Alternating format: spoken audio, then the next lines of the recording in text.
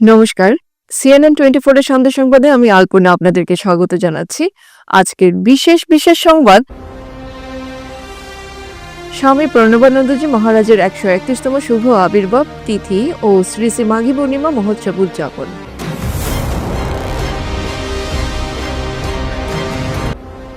শিলচরে গাছ পাগলের 3 দিনব্যাপী পুষ্প প্রদর্শনী ও প্রতিযোগিতা অনুষ্ঠিত।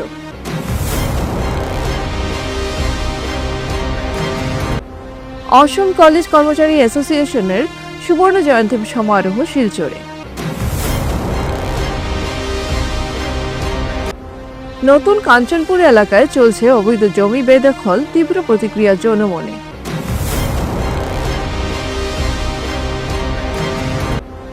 শিলচরে আনুষ্ঠানিকভাবে উদ্বোধন হলো 7ম ইন্টারন্যাশনাল লিও এক্সপো।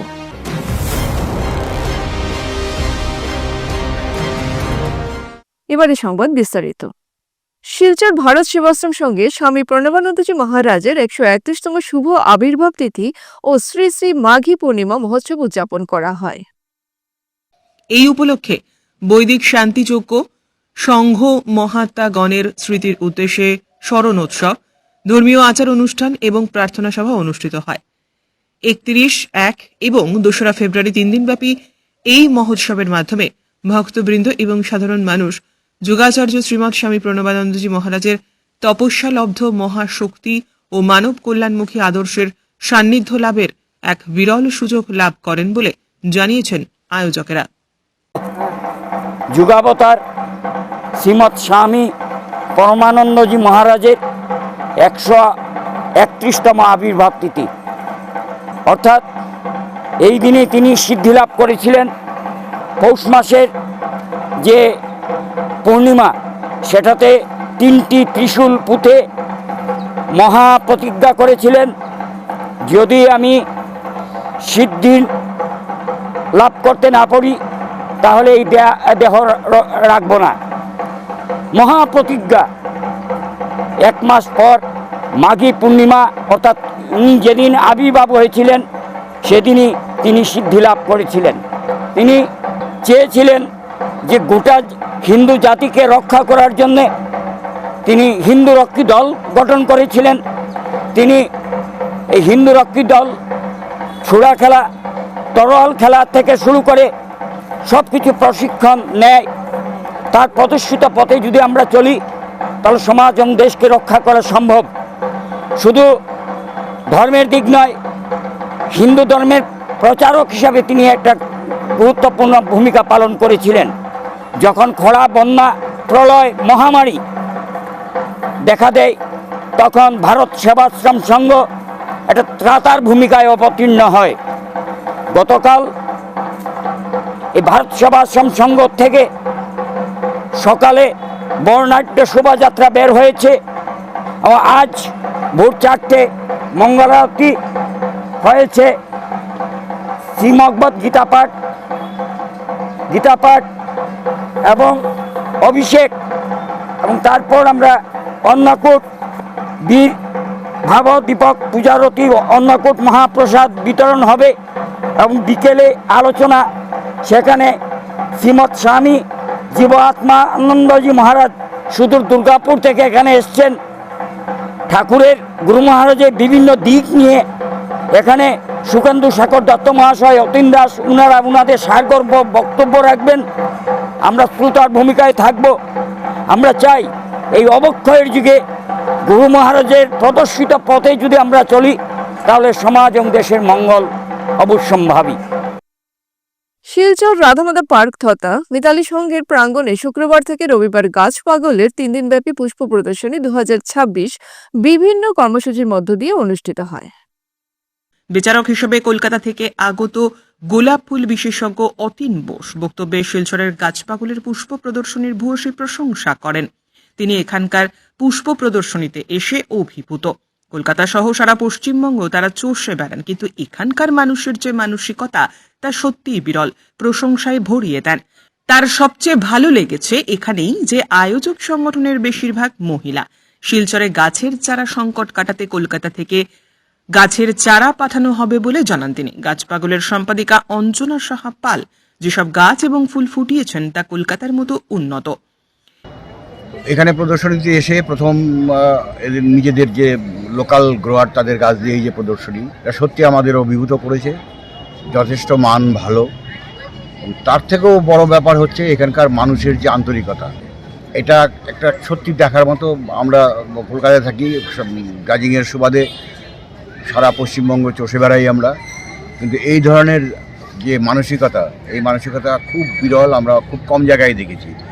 আরও মজার ব্যাপার হচ্ছে সেটা হচ্ছে যে এখানে যারা এই শোটা যারা অর্গানাইজ করেন সবাই মহিলা, পুরুষ আছে ম্যাক্সিমাম মহিলা। আমাদের নজরে যারা পড়েছে কাজকর্ম করতে তারা কিন্তু সবই মহিলা, তারাই মোটামুটি শোটাকে তুলে ধরছেন। সবাই দর্শকও প্রচুর আসে। সত্যি খুব ভালো শো। এই কালচার, এই গাছ পাগল যে সংগঠন দিন দিন শ্রীবৃদ্ধি হোক, এটা আমরা সবসময় কামনা। এদিন গাছ পাগলের সভানেত্রী শ্যামলী দাস এবং সাধারণ সম্পাদিকা অঞ্জনা সাহা পালের সঙ্গে যোগাযোগ করা হবে বলে জানালেন তারা। এছাড়াও গাছ লাগানো এবং ছাদ বাগান করার প্রতি সাধারণ মানুষকে উৎসাহিত করার চেষ্টা করা হচ্ছে। অনেক বিভাগ অনুষ্ঠিত প্রতিযোগিতায় রবিবার সন্ধ্যায় বিজয়ীদের আকর্ষণীয় ট্রফি সহ পুরস্কার বিতরণ করা হবে। অনুষ্ঠানে স্বাগত বক্তব্য রাখেন গাছ পাগলের সভানেত্রী শ্যামলী দাস। তিনি পরিবেশ রক্ষায় শিলচরবাসীকে নজর দেওয়ার জন্য আহ্বান জানান।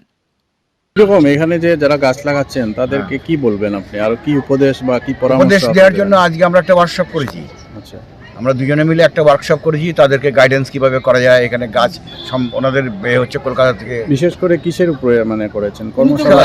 আমি গোলাপের উপর করেছি, উনি সিজন ফ্লাওয়ারের উপর করেছেন, ডালিয়া নিয়ে এর আগে হয়েছে। সমস্ত বিষয়ে একটা হোয়াটসঅ্যাপ গ্রুপ খোলা হচ্ছে। আমরা সারা বছর ধরে সেটাকে গাইড করব সেখানে, যাতে এখানকার ফুলের মান, গাছের মান আরও অনেক বৃদ্ধি পায়।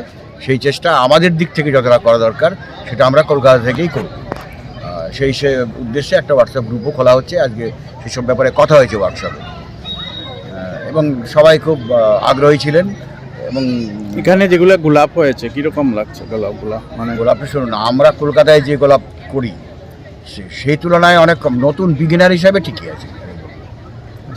এটা সবে শুরু, সবে শিখছে। এবছর প্রথম এলাম। এই বছরে যে গাইডেন্সটা দেবো আগামী দিনে আশা করি অনেক বেটার হবে। সাহায্যের হাত এইভাবে বাড়িয়ে দিয়েছে, ওনাদেরকে মেসেজ করে আমি খুঁজে পেতে আমার অনেক বছর লেগেছে। উনি এসে এত খুশি হয়েছেন এখানের মানুষের উৎসাহ দেখে। উনি দুজনেই বলেছেন যে একটা হোয়াটসঅ্যাপ গ্রুপ করো, আমি তোমাদেরকে গাইড করবো। প্লাস আরেকটা গুড নিউজ, যদি তোমাদের মধ্যে কেউ থাকো যারা ইন্টারেস্টেড গ্রোয়াররা, ওনারা নেক্সট সিজন ফ্লাওয়ারের চারা আমাদের জন্য কলকাতা থেকে অ্যারেঞ্জ করে পাঠাবে সেপ্টেম্বর মাসে, যেটা আমাদের এখানে পাওয়া যায় না। এবং কি ভ্যারাইটি লাগে সমস্ত যতটুকু ওনাদের দ্বারা সম্ভব ওনারা আনকমন যত ফুল। সারা আসাম কলেজ কর্মচারী অ্যাসোসিয়েশন বরাক ভ্যালি ডিস্ট্রিক্ট কমিটির 3 দিবসীয় সুবর্ণ জয়ন্তী সমারোহ গতকাল থেকে শিলচর মহিলা মহাবিদ্যালয়ে শুরু হয়েছে। প্রথম দিন সন্ধ্যায় প্যান্ডেল উদ্বোধন ও সংস্থার কার্যকরী সভা অনুষ্ঠিত হয়। শনিবার সুবর্ণ জয়ন্তী সমারোহ অনুষ্ঠানের দ্বিতীয় দিন সংস্থার পতাকা উত্তোলনের মাধ্যমে অনুষ্ঠানের সূচনা হয়। পরে মহিলা মহাবিদ্যালয়ের স্থায়ী শহীদ বেদিতে পুষ্পার্ঘ্য অর্পণের মাধ্যমে বাংলা ভাষার জন্য প্রাণ বলিদান দেওয়া বরাকের 11 জন ভাষা শহীদের প্রতি শ্রদ্ধার্ঘ্য নিবেদন করা হয়। সেই সঙ্গে প্রয়াত লোকশিল্পী কালিকা প্রসাদ ভট্টাচার্য ও আসামের প্রখ্যাত শিল্পী জুবিন গার্গের প্রতিকৃতিতে পুষ্পার্ঘ্য অর্পণ করে তাদের প্রতিও শ্রদ্ধার্ঘ্য নিবেদন করেন আমন্ত্রিত অতিথি সহ সংস্থার সদস্যরা। এদিন প্রদীপ প্রজ্বলনের মাধ্যমে প্রথম পর্বে সূচনা করেন গুরুচরণ রাজ্যিক বিশ্ববিদ্যালয়ের উপাচার্য প্রফেসর নিরঞ্জন রায় সহ অন্যান্যরা। অনুষ্ঠানে বক্তব্য রাখতে গিয়ে উপাচার্য প্ৰফেসর নিৰঞ্জন ৰায় সুবৰ্ণ জয়ন্তী সমাৰোহের সফলতা কামনা করেন। কলেজখনৰ ৰক্ষণাবেক্ষণ নিদিয়ে তেনেহ'লে ইয়াত কোনো ধৰণে সুচাৰুৰূপে পাঠদান পাঠ গ্ৰহণ কোনেও কৰিব নোৱাৰিব। গতিকে মই ভাবোঁ মহাবিদ্যালয়খনত যেনেধৰণে শিক্ষক, কৰ্মচাৰী, অধ্যক্ষ আৰু সকলোকে ইম্পৰ্টেণ্ট ষ্টেক হোল্ডাৰখিনি হ'ল ষ্টুডেণ্ট। বৰ্তমান সময়ত যি এনেকৈ আহি গৈছে, ইয়াতে আমি প্ৰত্যেকে ভাগ হৈ কিবা চিন্তা কৰিলে নহ'ব, আমি সমূহীয়াভাৱে যাব লাগিব। যিহেতু যিটো আমাৰ উপাচাৰ্য মহোদয়ে কোৱা নিচিনাকৈ ভাৰতক উন্নতি কৰিবলৈ হ'লে প্ৰথম অসম হ'ব লাগিব আৰু অসম হ'বলৈ হ'লে প্ৰতিখন জিলা প্ৰতিটো অঞ্চল প্ৰতিটো চুবুৰী ডেভেলপ হ'ব লাগিব আৰু সেই ডেভেলপ হ'বলৈ হ'লে আমিও শিক্ষাকৰ্মী হিচাপে আমিও তাতে সহযোগিতা আগবঢ়াব লাগিব। আমাৰ এটা কথা আছে, আমি মাজতে সঘনাই পাই থাকোঁ, সভাপতি সম্পাদকে কেইটামান খুব সঘনাই পোৱা আপত্তি আছিলে যে হয়তো আমাৰ ডিব্ৰুগড় ইউনিভাৰ্চিটিত যদি বন্ধৰ তালিকা এটা হয়, গুৱাহাটী ইউনিভাৰ্চিটিত বেলেগ এটা হয় আৰু আছাম ইউনিভাৰ্চিটিত বেলেগ এটা হয়। যিহেতু বৰাক ভেলীৰ পৰা আমালৈ এটা ডিমাণ্ড গৈছিলে যে আপোনালোকে আহক, আহি আমাৰ আছাম ইউনিভাৰ্চিটিৰ লগত আলোচনা কৰক যে বন্ধটো ইউনিফৰ্ম হ'ব লাগে, বন্ধ ইউনিফৰ্ম কৰিব লাগে, পৰীক্ষা যিমান দূৰ সম্ভৱ হয় একেলগে কৰিব পাৰিব লাগে, তেতিয়াহে আমি হয়তো উপাচাৰ্য মহোদয় কোৱা নিচিনাকৈ ক্ৰেডিট ট্ৰেন্সফাৰ কৰিবলৈ সক্ষম হ'ম আৰু আমি ভাৰতবৰ্ষক আগুৱাই নিয়াত সহায় কৰিব পাৰিম। শিলচর শহর সংলগ্ন নতুন কাঞ্চনপুর এলাকায় চলছে অবৈধ জমি বেদখল। এলাকার নিরীহ লোকের জমি দখল করাই এদের মূল পেশা। জৈনক ভুক্তভোগী জানান, এলাকার মৃণাল দাস, নিবারণ দাস, বিশ্ব দাস, সতীশ দাস, অরবিন্দ দাস, কৃপেশ সরকার তারা ওই ভুক্তভোগী পরিবারের জমির কাগজ ছিনিয়ে নেয়। এরপর ভুক্তভোগী পরিবারের প্রায় 37 বিঘা জমির উপর চাষবাস করে। ওই পরিবারের লোকজন তাদেরকে বাধা দিতে গেলে তাদের পরিবারের মহিলার উপর ও হামলা চালায় দুষ্কৃতীর দল। এতে পরিবারের মহিলারাও আহত হয়ে হাসপাতালে ভর্তি ছিলেন। এ নিয়ে পুলিশ মামলা হলেও ওই দুষ্কৃতীরা পুলিশ পৌঁছার আগেই পালিয়ে যেতে সক্ষম হয়। আজ যখন ফিশারিতে ওই দুষ্কৃতীরা মাছ ধরছিল তখন পুলিশ বাহিনী পৌঁছে তাদের জাল সহ দমকল উদ্ধার করে থানায় নিয়ে যায়। এরপর ভুক্তভোগীরা আতঙ্কে ভুগছেন, কারণ যে কোনো সময় তাদের উপর হামলা হতে পারে। তো ফিশারি সম্পদ সারা দখল করে নিয়েছে। ওই তো মৃণাল দাস, নিবারণ দাস, কৃপেশ দাস, ওই বিশ্ব দাস, সতীশ দাস, অরবিন্দু দাস তো আমার কাগজ সব ছিনে নিয়েছে। ছিনিয়ে নিয়ে তখন যাহা পুরা দখল করিয়া মাছ মারিয়া সব শেষ করতে আসে, গাছ গুড়িস সব কাটতে আসে। ওইটা তারা নিষেধ দেওয়া গেছিলাম, এই সময় আমরা মারপিট করছে, ধাক্কা করছে, বুড়া মারও মারছে, সিভিলে তার মাথা ফাটাইছে, আমার ছেলের হাত কাটছে, আমারও মারছে। এরপরে তো সিভিলে যে ওষুধ করছে মেডিকেলে। এখন আমার প্রশাসনের জন্য চাই যে আমার ন্যায় জিনিসটা আমি পাইয়া যাই। আমার মাছ অনেক টাকা ক্ষতিগ্রস্ত হয়েছে, এই টাকাগুলো যদি পাই যাই তো আমি একটু গরিব মানুষ সাহায্য পাইব সরকারের থেকে। আর নাহলে তো একবারে মরে যাই মুস্থা, আর বাঁচবার উপায় নাই। আমরা একদম বাচ্চা কাচ্চা একদম বেনালা হয়ে গেছে। শনিবার শিলচরে আনুষ্ঠানিকভাবে উদ্বোধন হলো 7ম ইন্টারন্যাশনাল লিও এক্সপো। 31 জানুয়ারি এই আন্তর্জাতিক বাণিজ্য মেলার উদ্বোধনী অনুষ্ঠানটি শিলচরের টাউন ক্লাব ফিল্ডে শুরু হয়। অনুষ্ঠানের আনুষ্ঠানিক শুভ উদ্বোধন করেন শিলচরের বিধায়ক দীপায়ন চক্রবর্তী। সম্মানীয় বিশেষ অতিথি হিসেবে উপস্থিত ছিলেন বিশিষ্ট শিল্পী মনীষা হাজারিকা।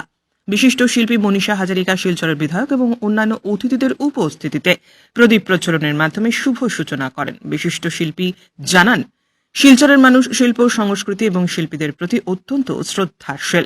ভারত রত্ন সুধা কণ্ঠ ডক্টর ভূপেন হাজারিকাকে আমাদের ভূপেনদা হিসেবে শিলচরবাসীর আপন করে নেওয়ার স্মৃতির কথা তিনি বিশেষভাবে এদিন জানান। লিও অ্যাডভার্টাইজিং গ্রুপটা শুধু মাত্র, আমি এখানে বাংলা বলছি, মাঝে মাঝে হয়তো অসমীয়াও আসবে, শুধুমাত্র একটা ব্যবসায়িক গ্রুপ নয়। এটা আপনাদের কাছে আমার জানানো বিশেষভাবে প্রয়োজনীয় যে আজকে যেমন বরাকে অতি প্রিয় জায়গা ছিল ভূপেনদার, বরাকে, সুতরাং ভূপেনদার আশীর্বাদ নিয়ে ওনারা এই কাজটা আজকে বরাকে আরম্ভ করতে চাইছেন, আর তার জন্য আমাকে আমন্ত্রণ করে এনেছে। আমিও একসঙ্গে একমত হয়েছি, কারণ ভূপেনদা আমাদের প্রাণ। ভূপেনদাকে নিয়ে আমরা কোনো কাজ যদি করি, ওনাকে প্রাতঃস্মরণ যেরকমভাবে করা হয় সেরকমভাবেই যদি আমরা ভাবি, তাহলে ভূপেনদা আমাদের সব সময় আশীর্বাদ করছেন কোনোখান থেকে। তো আজকেও সেই ঠিক সেরকম ওনার আশীর্বাদ নিয়ে আমরা লিওর এই মেলা আরম্ভ করতে চলেছি। বিধায়ক দীপায়ন চক্রবর্তী বলেন, ভারত রত্ন সুধা কণ্ঠ ভূপেন হাজারিকার পরিবারের একজন এই অনুষ্ঠানে উপস্থিত হওয়ায় তিনি নিজেকে সৌভাগ্যবান মনে করছেন। শিলচরবাসীর হৃদয়ে সুধাকণ্ঠ ভূপেন হাজারিকা থাকবেন চিরস্মরণীয় হয়ে। তিনি এও বলেন, লিও এক্সপো শুধু একটি ব্যবসায়িক প্রতিষ্ঠানই নয়, দেশে বিদেশি জিনিসের আদান প্রদান হয় এই অনুষ্ঠানে। উল্লেখ্য, ৭ম ইন্টারন্যাশনাল লিও এক্সপোতে ইরান, আফগানিস্তান সহ বিভিন্ন বিদেশি দেশ এবং ভারতের বিভিন্ন প্রান্ত থেকে বহু ব্যবসায়িক প্রতিষ্ঠান এবং উদ্যোক্তারা এদিন সামিল হয়েছিলেন। আমি টাউন ক্লাবকে ধন্যবাদ জ্ঞাপন করছি যে এই এক্সপোতে তারা সম্মতি দিয়েছেন, আর যার জন্য শিলচর তথা কাছাড়বাসী আমরা উপকৃত হব। অনেক জিনিস সেখানে পাওয়া যায় এই এক্সপোর মাধ্যমে। আমি অনুরোধ রাখবো আমাদের সম্মানিত সাংবাদিক বন্ধুদের মাধ্যমে, আসুন সকলে মিলে আমরা এক্সপো উপভোগ করি। যারা ক্রেতারা রয়েছেন অনেক সুযোগ পাবেন এখানে। এক্সপোতে বিভিন্ন জায়গা থেকে এখানে স্টল দেওয়া হয়েছে। আমি শুনেছি শুধু আসাম না, আসামের বাইরে থেকেও অনেক স্টল, অন্যান্য রাজ্য থেকেও এখানে অনেক স্টল এসেছে। তাই এটাকে উপভোগ করুন, অনেক ভালো জিনিস পাবেন আপনারা। আমরা লিও এক্সপো শুধু এক্সপো করার জন্য বা ব্যবসা করার জন্য সেটা না, ব্যবসার যে আদান প্রদান সেটা কিন্তু এক্সপোর মাধ্যমে হয়। খ্যাত গায়ক জয়ন্তদার মিসেস মনীষা দি, আমরা শিলচরবাসী সকলের পক্ষ থেকে মনীষাদাকে আমরা আন্তরিক ভালোবাসা শ্রদ্ধা জানাচ্ছি, সাথে সাথে ওয়েলকাম করছি। আর আমি সকলকে অনুরোধ রাখবো যে মনীষাদির জন্য বা ওনাদের পরিবারের জন্য সকলে দাঁড়িয়ে একটা হাততালির মাধ্যমে তাদেরকে আপনারা স্বাগত জানাবেন। যে ভূপেন হাজারিকা শুধু আসাম না, গোটা আজকে ভারতবর্ষতে একজন সুপরিচিত গায়ক ছিলেন। যে ভূপেন হাজারিকা আমাদের আসামের গৌরব অর্জন করেছেন, এই ভূপেন হাজারিকার পরিবারকে একজন পাওয়া আমাদের অত্যন্ত সৌভাগ্য। আজকের বিস্তারিত সংবাদ এখানে সমাপ্ত হলো। ধন্যবাদ।